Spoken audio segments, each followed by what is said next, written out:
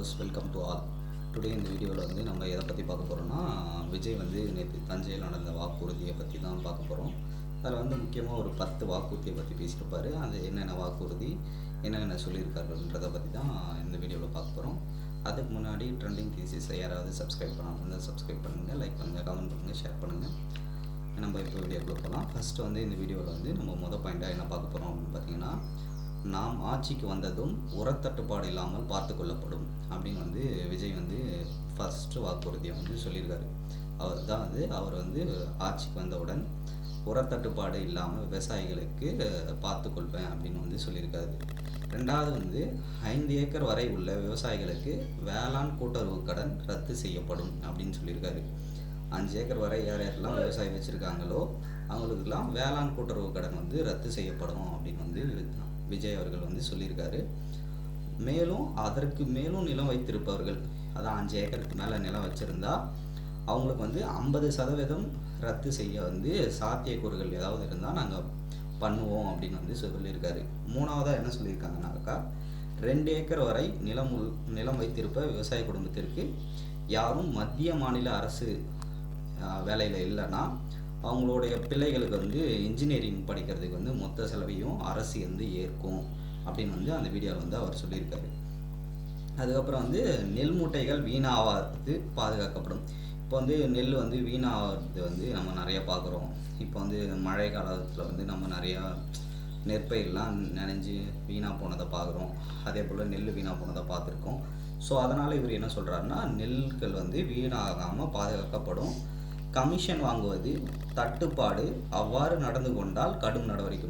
இந்த நெல் பாதுகாத கமிஷன் வாங்குறது, எந்த கமிஷன் நடந்தாலும் இவர் வந்து அதை வந்து சட்டப்பூர்வமாக நடவடிக்கை எடுப்போம், கடுமையாக தண்டிப்போம் அப்படின்னு வந்து இவர் சொல்லியிருக்காரு.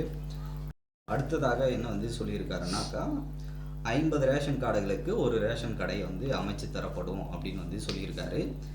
மேலும் ஆண்கள் வந்து எடை போடுற மாதிரியும், பெண்களுக்கு வந்து பெண்கள் வந்து எடை போடுற மாதிரியும், பெண்களை வந்து அதிகமாக வந்து பணியில் அமர்த்த விதமாக இதை வந்து சொல்லியிருக்காரு.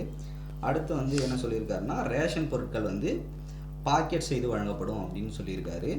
மீனவர்கள் மீதான தாக்குதலை தடுக்க மத்திய அரசுக்கு தாவேக அரசு அழுத்தம் கொடுக்கும். மீனவர்களுக்கு வந்து இப்போ நிறைய தாக்கம் ஏற்படுது. இப்போ இலங்கை பக்கமாக போனால் நிறைய பேர் சிறை பிடிச்சி போயிருக்காங்க.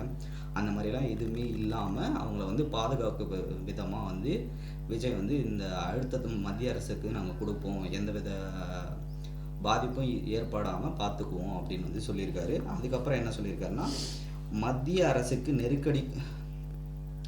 அரசு நெருக்கடி கொடுத்தால் விவசாயிகளுக்கு எதிரான எந்த திட்டத்தையும் நாங்கள் செயல்படுத்த மாட்டோம். மத்திய அரசே ஆயினும் அவங்க வந்து எந்த வித நெருக்கடி கொடுத்தாலும் நாங்கள் விவசாயிகளுக்கு எதிராக எந்த வித இதுவும் பண்ண மாட்டோம் அப்படின்னு வந்து சொல்லியிருக்காரு. அடுத்ததான் என்ன சொல்லியிருக்காருனாக்கா, அரசு வேலைகளை போலவே தனியார் வேலைகளிலும் 100% உத்தரவாதம் வழங்குற மாதிரி வேலைவாய்ப்பு வந்து நாங்கள் ஏற்படுத்தி தருவோம் அப்படின்னு வந்து சொல்லியிருக்காரு ஆட்சிக்கு வந்ததும். அதுக்கப்புறம் தாவேக ஆட்சிக்கு வந்தால் ஊழல், லஞ்சம் இது ரெண்டுத்தையும் இல்லாத ஆட்சியாக நாங்கள் இருப்போம் அப்படின்னு வந்து சொல்லியிருக்காரு. இதுதாங்க நம்ம வந்து நேற்று வந்து தஞ்சையில் வந்து விஜய் பேசினா வந்து ஒரு 10 வாக்குறுதியாக நம்ம பார்க்குறோம். இந்த வாக்குறுதிகள் மூலமாக நம்ம எனக்கு என்ன தெரிய வருதுன்னா, விஜய் அவர்கள் வந்து தேர்தலை வந்து ஒரு மும்மரமாக செயல்படுறாரு அப்படின்ற மாதிரி தான் நமக்கு தெரிகிறது. ஸோ அதனால் நீங்கள் வந்து இது மாதிரி மேலும் தகவல் வந்து உடனுக்குடன் தெரிஞ்சுக்கணுன்னா நம்ம சேனலை சப்ஸ்கிரைப் பண்ணுங்கள், லைக் பண்ணுங்கள், ஷேர் பண்ணுங்கள். விஜய் அவர்கள் வந்து சட்டமன்ற தேர்தலை எதிர்நோக்கி நேற்று பேசின வீடியோவில் தெரிஞ்சிருக்கும் அவர் வந்து எந்த அளவு அவர் மும்மரமாக செயல்படுறாரு அப்படின்றது. ஸோ அதுவரை உங்களிடம் வந்து விடைபெறுவது உங்கள் ட்ரெண்டிங் தீசிஸ். மேலும் அடுத்த வீடியோவில் சந்திப்போம். நன்றி, வணக்கம்.